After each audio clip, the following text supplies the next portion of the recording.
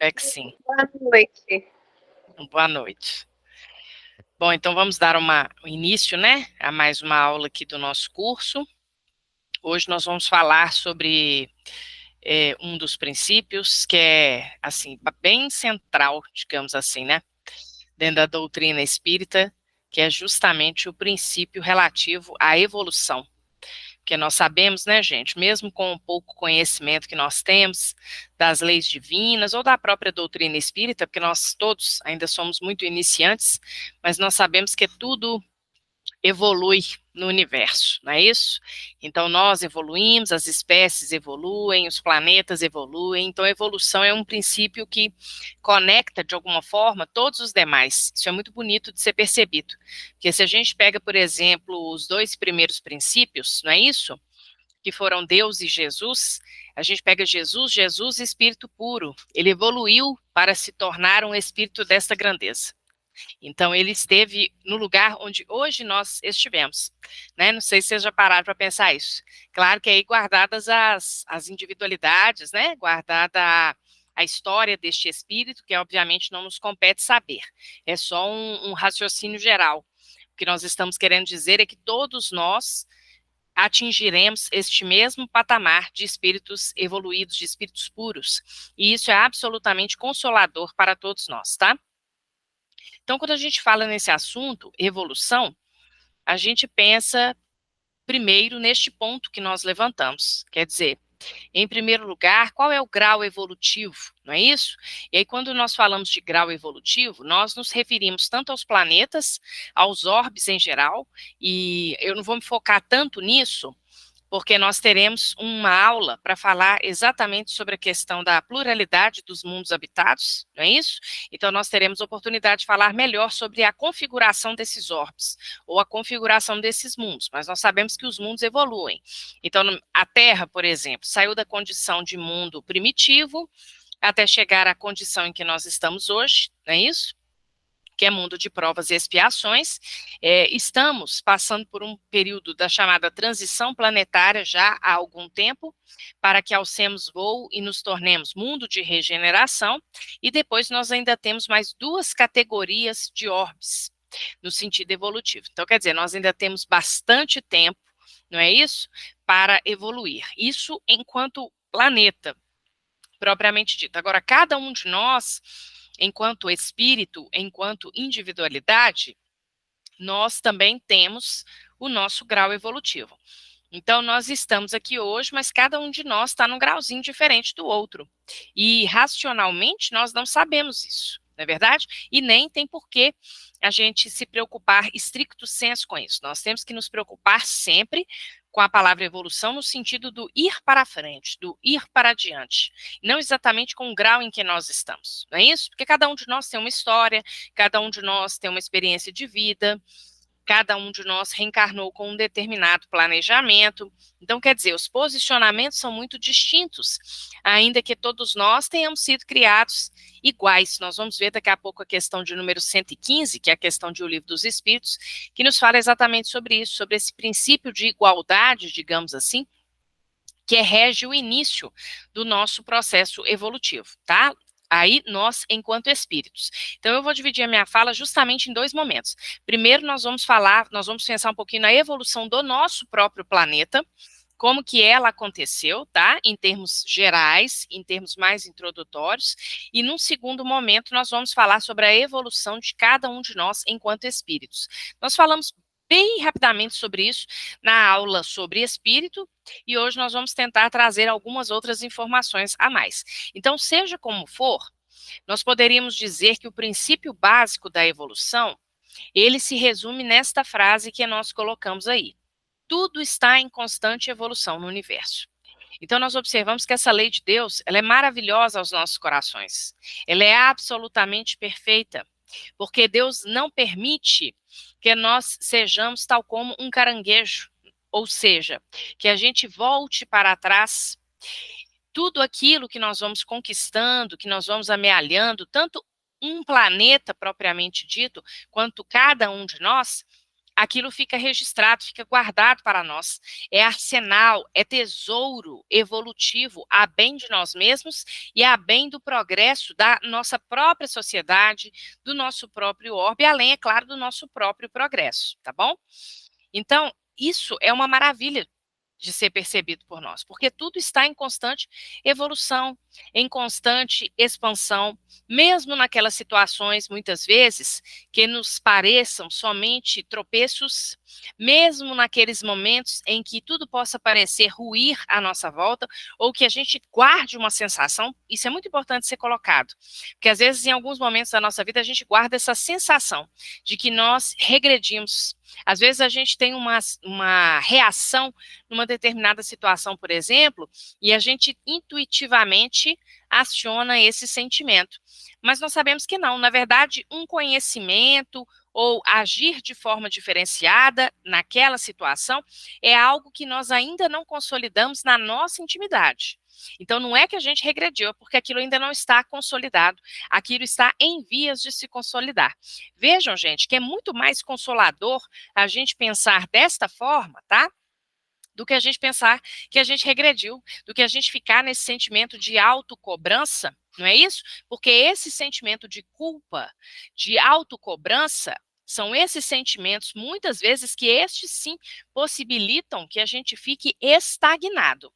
Mas nem mesmo estes sentimentos são capazes de nos fazer retornar a pontos anteriores da nossa caminhada evolutiva.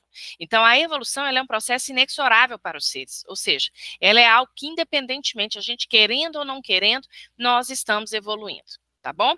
E isso tem a ver com ciclos da própria natureza, que a gente consegue observar muito bem, pensando aí no planeta, especificamente, e tem a ver com cada um de nós, se relaciona com ciclos das encarnações ou das reencarnações. Então, em cada encarnação, a gente vai ver isso na aula correspondente também, a gente vem para trabalhar um ponto, para evoluir numa determinada frente, não é isso? E aqui eu vou voltar a algumas questões bem básicas que aparecem lá no Livro dos Espíritos, porque no que diz respeito ao primeiro momento aqui da minha fala, que eu vou focar nessa questão do orbe, especificamente, e na evolução do chamado princípio inteligente, esse é um ponto que muitas vezes, muita gente dá nó nisso aqui. Então, a gente escuta falar o tempo inteiro disso, princípio inteligente, princípio não sei o quê, princípio vital, não é isso? Princípio material, princípio espiritual, e a gente arruma uma confusão danada com esses conceitos. E esses conceitos, eles são chave para que a gente possa compreender como se dá o processo evolutivo. E apesar de, às vezes, haver algumas diferenças no modo como as obras, dentro da própria doutrina espírita, tá? Tratam estes conceitos, mesmo assim a gente vai ver que eles são conceitos simples, eles não são conceitos muito complexos, tá? Então a gente está voltando lá na primeira parte de O Livro dos Espíritos, em que nós vamos perceber o seguinte: quais são os elementos gerais do universo? Não é isso, gente? Então nós sabemos que nós temos lá a Trindade universal. Deus, que foi a nossa primeira aula, que sobreexiste a todos os fenômenos, que coordena a inteligência suprema. Então, ele é o Criador. Mas os dois elementos gerais do universo são quais? O princípio material e o princípio espiritual, tá? O que é esse princípio material? Às vezes a gente tem dificuldade de entender o funcionamento disso aí. O princípio material, ele nada mais é do que, como o próprio nome indica, algum tipo de matéria. Lembrando que matéria, sob o ponto de vista, sob a ótica espiritual, não necessariamente é só a matéria que nós conhecemos. Ou seja, essa matéria tangível, essa matéria palpável aos nossos sentidos. Tá bom? Então, o princípio material, ele pode ser inacessível, por exemplo, à nossa visão. E aí tem um princípio material atuando numa determinada situação. Por quê? Porque os fluidos, as energias, as formas diferenciadas de matéria, então não é só a matéria condensada, são as formas diferenciadas de matéria, a matéria que é mais eterizada, que é mais etérea, não é isso? Como no caso aí dos fluidos e das energias, por exemplo, que não necessariamente vai ser tangível pelos nossos sentidos, pelos sentidos que nós temos hoje, mas ela é constituída de um tipo de material, ou seja, ela é constituída de um tipo de matéria, ainda que seja uma matéria Vamos lembrar lá do perispírito. É uma matéria quintessenciada. Lembram disso? Nós falamos isso na semana passada. Ou seja, ele é feito de alguma coisa, o perispírito. Agora, quando a gente fala matéria quintessenciada, fica difícil acharmos termos comparativos para os elementos da Terra. Porque para os elementos da Terra, não tem algo assim que a gente possa falar, parece isso aqui. Entendem? Então, o próprio Livro dos Espíritos, ele nos adverte por mais de uma vez que, primeiro, a nossa inteligência, ela é limitada. E segundo, a nossa linguagem para nos exprimirmos, ela também é limitada. Então, não é tudo, gente, que a gente dá conta de trazer uma comparação ou que a gente dê conta de fazer uma associação assim tão clara. Agora, eu penso que quando a gente compreende que o princípio material é isso aí, para nós já está valendo. Ou seja, né, dentro da nossa capacidade intelectiva, já é o suficiente sabermos disso. E o princípio espiritual? O princípio espiritual é aquele princípio que anima a matéria para a evolução. Se tem princípio espiritual, tem princípio inteligente. Não é isso? Tem princípio inteligente. Então, tem uma movimentação. Então, o princípio espiritual, ele tem o dom de se transformar. Ele tem o dom de crescer. Ele tem o dom de evoluir. E aí, quando a gente pensa nesse princípio espiritual, a gente poderia sintetizar da seguinte forma: é como se esse princípio espiritual, ele tivesse, digamos assim, duas etapas, tá? Quais seriam essas duas etapas do princípio espiritual? A primeira delas, ficou ao contrário aqui no slide. A primeira delas seria o princípio inteligente e a segunda seria o espírito. Lembram lá da aula de espírito? Não é isso? Nós vimos. O que é o espírito? Princípio inteligente, né? Às vezes fica parecendo um jogo de palavras, porque aí alguém poderia falar assim, Maria do Rosário, mas é a mesma coisa. Mas aí nós vamos procurar entender que é e não é a mesma coisa, porque é como se fossem duas etapas de uma mesma coisa, percebe? Que mesma coisa é essa? O princípio espiritual. Então, por que o princípio inteligente, ele vem antes? Porque o princípio inteligente, ele é o princípio espiritual, porque o espírito é princípio espiritual, o princípio inteligente também. Tá bom? Tudo isso é princípio espiritual, mas é o princípio espiritual em fases diferentes. Então, nós não temos as fases? Nós nascemos, é recém-nascida, aí você tem o bebê, você tem a criança, você tem o adolescente, você tem o jovem, você tem o adulto, você tem a pessoa na idade madura. Correto? Então, são ciclos. Lembra que nós falamos que a evolução são ciclos? Então, são etapas. O princípio espiritual, gente, ele também tem etapas. Tá? Então, a primeira etapa dele é quando ele é somente princípio inteligente. E o que é esse princípio inteligente? É esse princípio, como o próprio nome diz, não é isso? Algum princípio, algum laivo de inteligência, alguma centelhazinha de inteligência, mas não é a inteligência. É uma centelha, vamos dizer assim. Centelha é uma palavra até muito boa, né? Porque quando a gente vai no Livro dos Espíritos e a gente busca o conceito de espírito, eles falam que o espírito em si, que é o princípio inteligente, né? Porém, nós aqui encarnados, né? Que é a quantidade das individualidades, a quantidade dos espíritos, nós vimos isso, eles nos falam que tem essa forma, ou seja, que tem uma forma parecida a isso, a uma centelha propriamente dita, né? Lembram disso lá no Livro dos Espíritos? Então, o princípio inteligente, ele é o princípio espiritual que ainda não alcançou a condição hominal. Então, ele é antes do homem. Então, a gente poderia pensar assim, a partir do homem nós temos espírito. Antes do homem nós não temos espírito. Antes como? Nas espécies que vêm antes do homem. Tá certo? Nas espécies que vêm antes do homem, nós temos o quê? Nós temos princípio inteligente. Tá bom? E o espírito? O espírito é a partir do homem. Por que a partir do homem? Porque aí nós vamos explicar bem isso aqui em relação ao princípio inteligente, mas primeiro a gente está trazendo só o conceito. Mas a partir do homem, quando nós temos aqui, agora eu tenho um espírito, eu sou uma alma, eu sou um espírito encarnado, eu tenho livre arbítrio. Eu tenho consciência de mim mesmo. Então, o homem tem consciência de si mesmo. E no animal, nós temos o quê? Nós temos espírito no animal?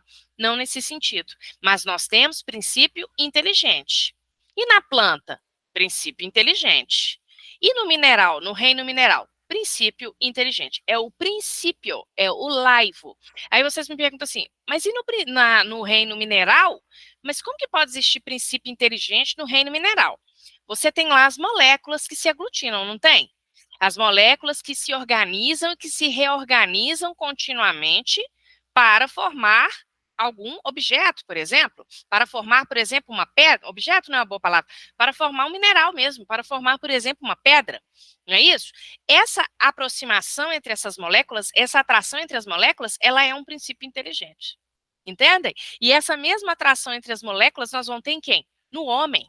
Nos princípios celulares que acontecem dentro de nós. Mas você já tem essa atração. Ela é puramente material, mas você já tem ela lá, no reino mineral propriamente dito. Tá? Então, em todos esses reinos, o princípio inteligente, ele fez um estágio, é como se fosse assim, a gente poderia pensar assim, o princípio inteligente, que é essa coisinha indefinida, essa centelha, vamos pensar assim, né? Ele vai passando ali, passeando pelos reinos da natureza, e ele pega de cada um dos reinos, gente, aqueles princípios e aquelas substâncias necessárias para chegar à inteligência. E qual que é a inteligência? É o homem na Terra.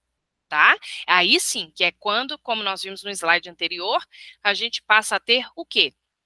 Consciência e livre-arbítrio, tá? Porque as demais espécies, elas têm vida orgânica, não é isso? Ou vida inorgânica, não importa, o princípio inteligente vai estar ali de qualquer forma, mas elas não têm o quê? Não têm a consciência da sua própria existência, tá? Não tomam decisões, ou pelo menos tomam decisões, digamos assim, limitadas, como é o caso dos animais. O Livro dos Espíritos vai nos dizer que no caso dos animais, o livre-arbítrio dos animais, ele funciona como? Ligado à lei de conservação, ligado à matéria, à vida prática do animal, à lei de conservação, ao instinto dele, né? Então ele sabe que ele precisa, né, se alimentar, né, se está quente ele vai tomar uma água, etc., mas não é como está efetivamente ainda no reino hominal, ou seja, no homem. Então é de uma forma, digamos assim, rudimentar, tá bom?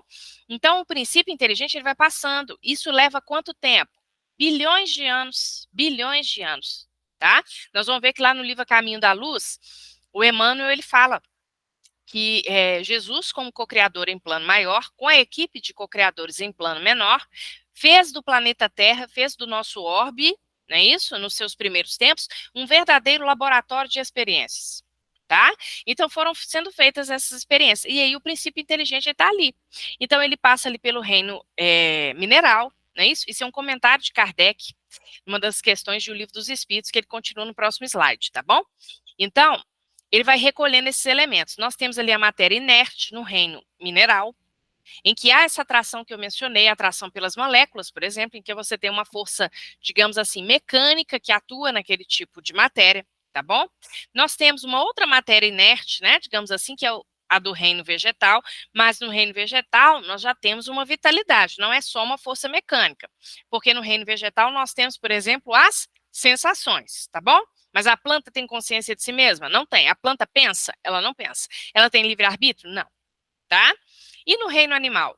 No reino animal, nós temos também essa vitalidade, já temos um pouco a mais do que temos nas plantas, não é isso? Ou seja, o animal, ele tem uma inteligência instintiva, como a gente lê lá na questão de número 601, tá? Que é uma questão que eu vou pedir licença para ler, porque ela é bastante interessante.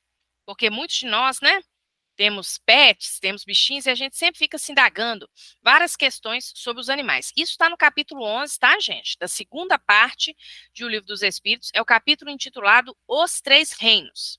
Na questão 601, Kardec pergunta, os animais seguem uma lei progressiva, como os homens? Então, nós sabemos que a lei do progresso é uma lei de Deus, ela é uma das leis naturais, tá certo? E os animais, eles seguem essa lei? Aí os espíritos respondem, sim. Por isso, nos mundos superiores, onde os homens são mais avançados, os animais também o são, tendo meios de comunicação mais desenvolvidos. Mas são sempre inferiores e submissos ao homem, são para eles servidores inteligentes. Então, isso tem a ver com essa escala que nós mencionamos. E aqui o Kardec comenta, não há nada de extraordinário nisso. Imaginemos nossos animais, os mais inteligentes, o cão, o elefante, o cavalo, com uma conformação apropriada aos trabalhos manuais, que não poderiam fazer sob a direção do homem? Então, é isso que a questão de número 601 nos coloca. Os animais, eles já são dotados, nas próximas questões isso vai ser melhor desenvolvido, tá? Mas eles já têm uma inteligência? Tem uma inteligência ligada à lei de conservação, como nós falamos, mas que é uma inteligência mais instintiva. Tá bom?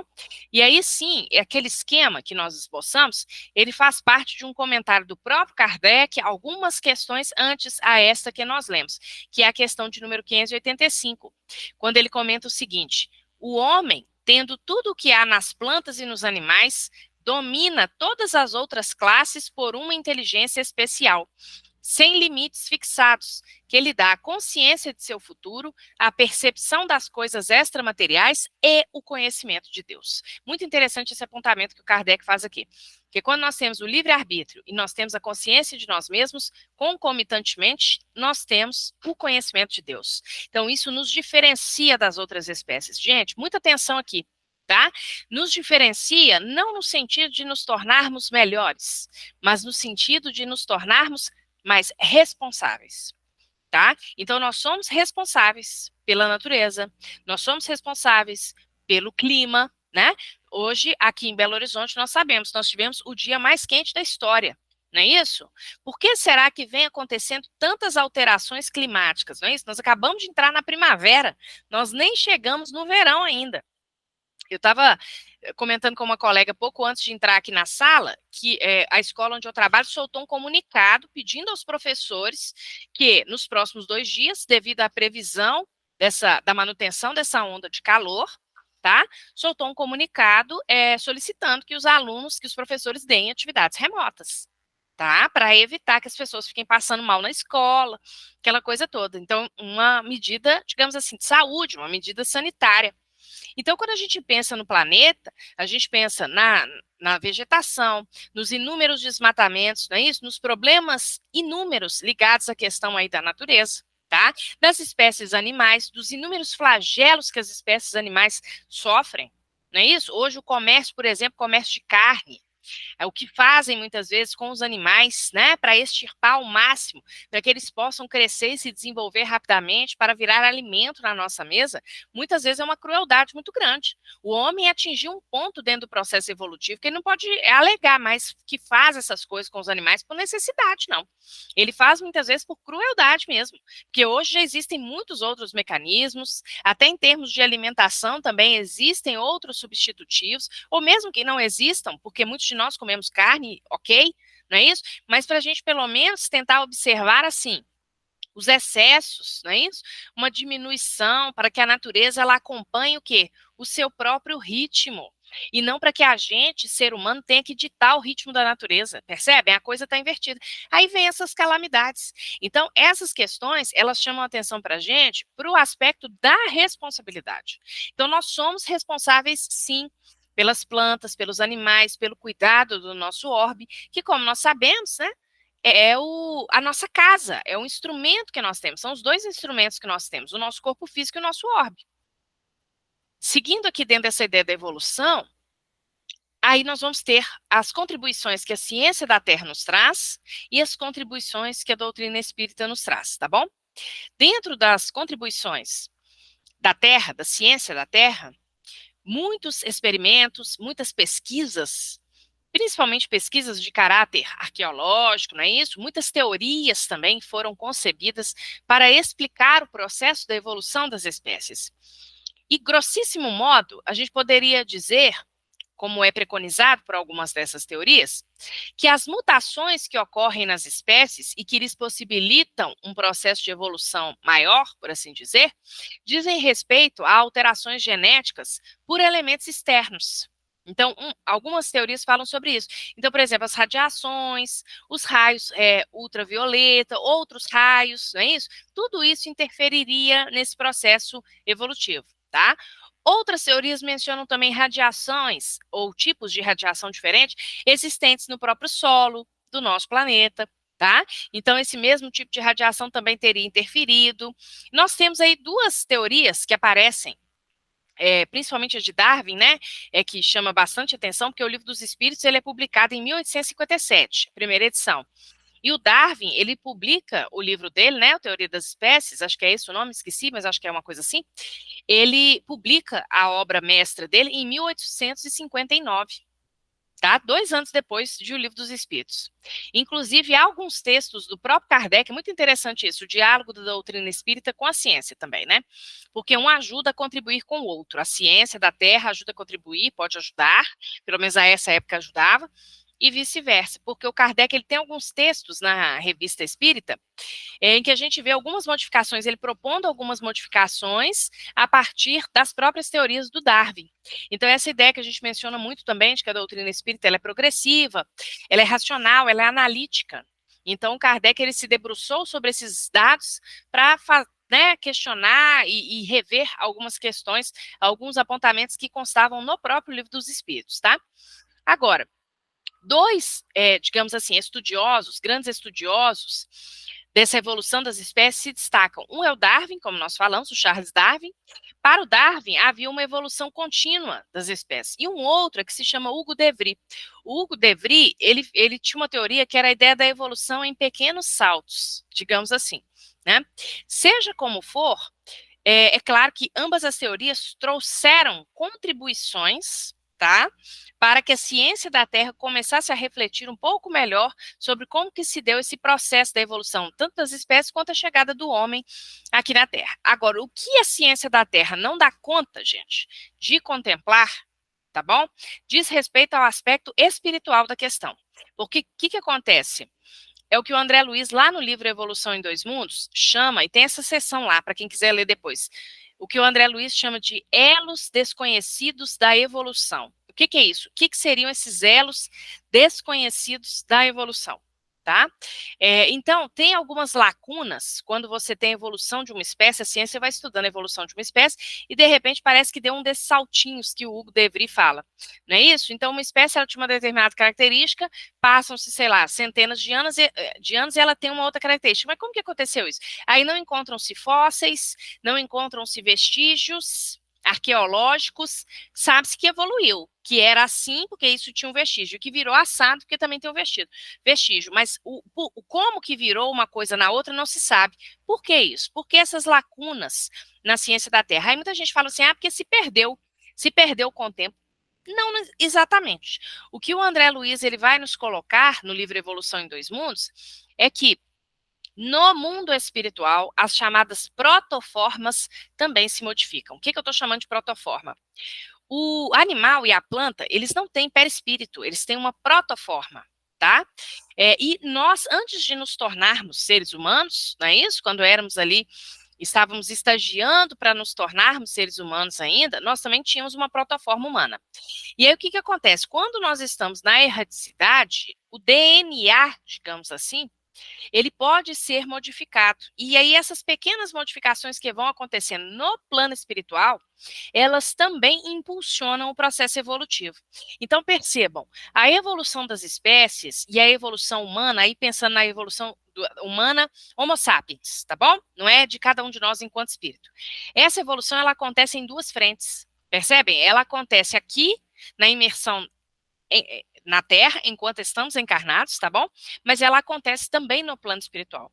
Porque no plano espiritual, os espíritos co-criadores em plano maior, os espíritos construtores, eles também vão estudando, batalhando, mexendo neste, abre aspas, DNA, não é isso? Ou seja, que vai, né? Quando vir é que o DNA vem modificado, né? Vamos entender isso. O que eles mexem lá no plano espiritual é na chamada protoforma. E aí, quando aquela espécie ela está aqui na Terra, é o DNA, percebe-se a modificação deste DNA, que são essas mutações que vão acontecendo de tempos em tempos e que vão tornando as espécies mais adaptáveis ao planeta, digamos assim, né? Paralelamente a isso, nós temos também a evolução do próprio pensamento humano. Por quê? Nós saímos da condição de termos um pensamento fragmentado para chegarmos a um pensamento contínuo. Não é isso? Nas espécies animais, por exemplo, existem alguns indícios de que em muitas delas, inclusive, existem laivos, existem sopros, existe um pouquinho disso que seria esse pensamento fragmentado. Agora, pensamento contínuo, somente nós, seres humanos, é que temos. Tá? Então, essa evolução das espécies, né, coloquei aqui grossíssimo modo, só para a gente ver, ela vai mais ou menos nessa ordem da escala evolutiva, e sempre querendo dar um passo à frente. A evolução, estudo da evolução é fantástico, né, gente? Porque aí você tem lá os peixes, depois você tem os batráquios, que já começam a pôr as perninhas, né, os sapos, por exemplo, a pôr as perninhas ali na terra, fora da água. Então, da água, agora a espécie já quer explorar um outro ambiente, é a água, mas também é a terra. Depois nós temos os répteis, né? Quando a gente olha ali aquela camada de pele dos répteis, é obviamente uma camada de pele bastante grosseira, né? Que suporta bem o quê? O sol, por exemplo. Depois a própria ciência da Terra dá conta dos chamados répteis emplumados. O que foi isso? É uma espécie de répteis que surgiu que tinham plumas, tinham indícios de asas, né? Ou seja, como uma transição para as aves, né? Então, desses répteis emplumados, eles tinham também ossos mais leves, que são chamados ossos pneumáticos, que vão possibilitar o voo na chegada das aves, né? Depois nós temos também as chamadas, bem rapidamente, né? Os dois períodos de grande extinção da Terra, né? É muito falado esse período que acontece, essa grande extinção, melhor dizendo, que aconteceu há mais de 65 milhões de anos atrás. Mas sabe-se ainda de uma mais antiga, que aconteceu há mais de 200 milhões de anos atrás. Em que, né, por razões, digamos assim, naturais, por razões do ambiente, todas aquelas espécies viventes naquele momento entraram em extinção. E aí, quando elas entram em extinção, vêm novas espécies, né, mais desenvolvidas no que se refere a essa protoforma, a esse DNA. Tá? Então, há essa marcação temporal de duas grandes extinções na Terra, e aí a Terra ela vai sendo sucessivamente habitada por seres que interagem, digamos assim, que estão mais desenvolvidos e mais apropriados àquelas condições do solo, aquelas condições climáticas. Então, depois vêm os mamíferos, depois vêm os primatas, não é isso? Até que finalmente vem o elemento humano. Aqui eu coloquei essa frase do Leon Denis, que está lá no Problema do Ser, do Destino e da Dor, que é uma frase que, às vezes, ela é deturpada dentro da doutrina, não é isso? E a frase correta é essa aqui. Na planta, a inteligência dormita. Que inteligência? O princípio inteligente, não é isso? No animal, sonha. É metafórico. É metafórico. É a ideia da evolução, de passar de um ramo da natureza para o outro, tá bom? Só no homem acorda, conhece-se, possui-se e torna-se consciente. É o que eu falei, gente. A grande diferença é o quê? A grande diferença é que o homem tem consciência de si mesmo, conhecimento de Deus, como Kardec coloca, e o Livro dos Espíritos nos traz isso também pela pena da espiritualidade, quando eles nos colocam que o homem tem o sentimento inato de Deus. Lembram disso? Quando Kardec pergunta se esse sentimento não seria incutido pela cultura, pela educação. E os espíritos são unânimes em dizer que não, que o homem, mesmo o considerado selvagem, o considerado bárbaro, em todas as culturas, em todas as épocas da humanidade, ele tem dentro de si o sentimento da existência de Deus, é um sentimento inato. Tá? Então é por isso que o Kardec coloca que no reino nominal, o homem ele tem o conhecimento de si mesmo, o conhecimento de Deus e o livre-arbítrio, que inclusive é o nosso tema da semana que vem, tá bom? E aí o Leon Denis segue dizendo, a partir daí, o progresso, de alguma sorte fatal nas formas inferiores da natureza, porque vai evoluindo sem consciência, é isso que a gente viu ali, né? Então vai passando de uma espécie a outra, mas é sem consciência, então fatal é nesse sentido, né? Não tem conhecimento de causa, não tem domínio de si mesmo, né? É por forças maiores, digamos assim. Então, nessas formas, nesses reinos da natureza, é de alguma sorte fatal. Mas no homem só se pode realizar pelo acordo da vontade humana com as leis eternas, tá? No homem o progresso só se realiza assim. Então é necessária a nossa vontade juntamente aí às leis de Deus, as chamadas leis naturais que vão atuando. Pensando um pouquinho agora sobre essa gênese planetária, passando bem rapidamente sobre o livro A Caminho da Luz, que é um livro muito interessante para a gente trabalhar também com essas questões relativas à evolução, Emmanuel vai nos falar sobre essa gênese planetária e ele começa a obra dizendo sobre o encontro da comunidade dos espíritos puros, comunidade dos espíritos puros e eleitos pelo Senhor da vida, não é isso? Ou seja, estão no mais alto grau evolutivo. E no que se refere ao planeta Terra, Emmanuel nos coloca que até onde é dado saber, essa comunidade reuniu-se por 2 vezes. quando o orbe desprendia-se da nebulosa solar, e a descrição de Emmanuel é muito bonita, porque o orbe desprendia-se da nebulosa solar. Então ele fala que Deus pegou, né, uma metáfora, esse bolo de terra amorfa, digamos assim, e colocou nas mãos de Jesus, porque Jesus, co-criador em plano maior. Então é ele que vai dar o start para os processos evolutivos. É ele que vai ser o chefe do laboratório de experiências que aqui irão se processar. Tá bom? E a segunda vez, como Emmanuel nos coloca, é quando se decidia sobre a vinda de Jesus à Terra. Então nós vamos ver que esse processo da cocriação, ele vai sendo milimetricamente exercitado nesse laboratório de experiências.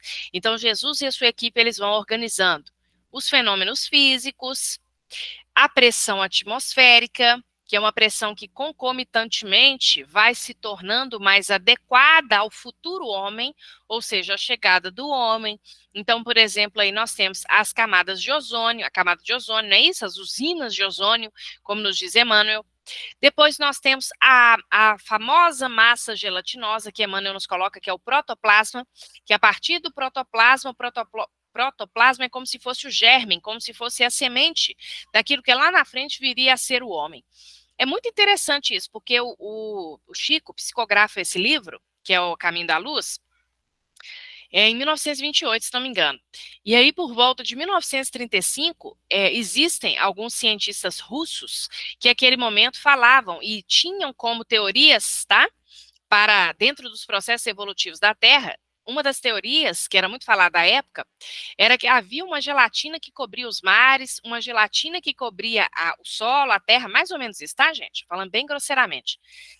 Então, que essa gelatina, a partir dessa gelatina, as espécies começaram a se proliferar e veio o desenvolvimento concomitante delas. Então, é interessante a gente observar que num espaço muito curto de tempo, próximo de tempo, na verdade, entre as obras, a gente vê a ciência da Terra também, de alguma forma, trazendo questões que estão correlacionadas à forma, de fato, como o planeta foi organizado, não é isso? E lá no livro de Gênesis, nós temos uma imagem poética, porque nós sabemos que o livro de Gênesis ele não pode ser lido ao pé da letra, não existe isso, ele é um livro literário com conotação espiritual, tá bom? Mas lá no livro de Gênesis é interessante a gente observar, porque as espécies elas vão sendo criadas, Deus criou isso, Deus criou aquilo. E aí, de repente, vem o homem. Só que a narração do homem ela é diferente. Deus fez o barro e sopra, né? Faz o homem, né, na forma de barro, e sopra nas suas narinas. Então ele dá de si mesmo, é o sopro divino que anima a espécie humana. É muito bonito, né? Porque, quer dizer, nós, seres humanos, somos esses seres que têm a liberdade de pensar, e como os espíritos nos colocam, se temos a liberdade de pensar, temos a liberdade de agir. Então é diferente, né? O livro de Gênesis, ele narra de forma diferente o processo da criação, porque o nível consciencial no reino humano, no reino hominal, melhor dizendo, ele é diferente, tá?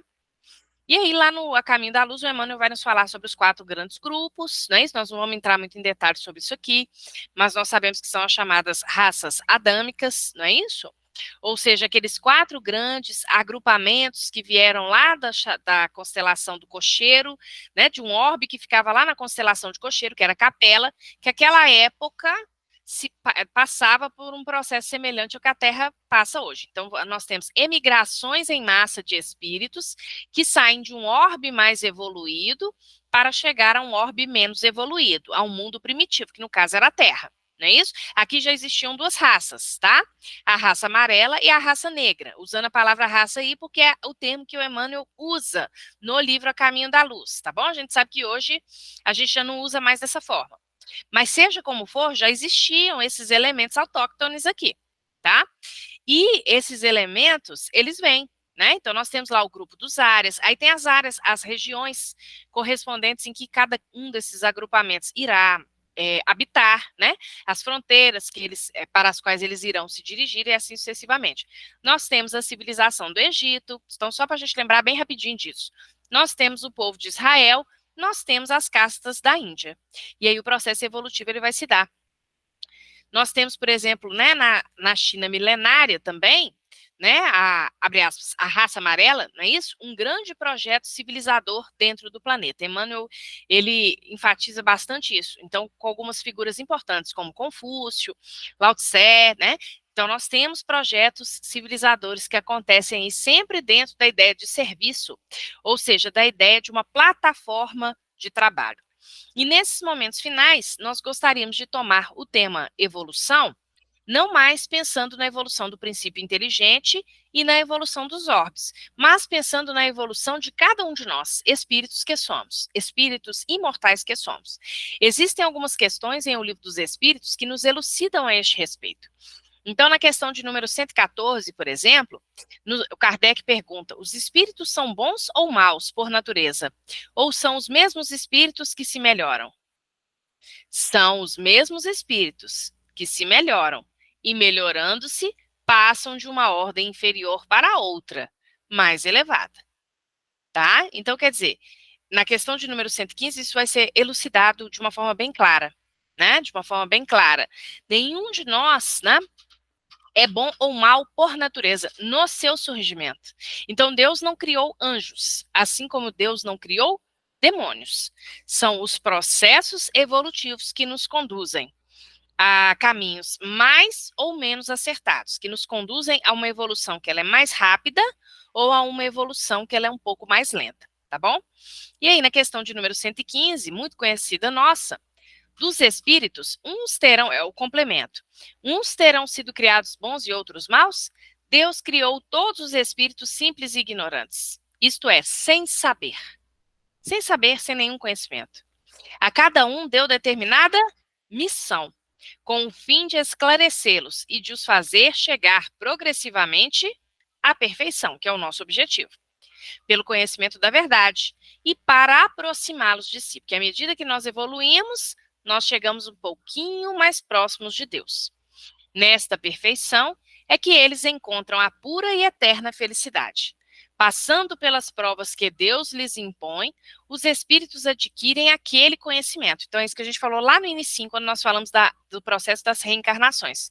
Nós vamos vivenciando as expiações, vamos vivenciando as provas, e a gente adquire uma bagagem de conhecimento. Aquela bagagem é nossa, tá? Ninguém tira. Você aprendeu, você evoluiu naquele quesito, você evoluiu. Não tem como você retroceder, tá? Dentro daquela caminhada. Uns aceitam submissos essas provas e chegam mais depressa ao seu destino final.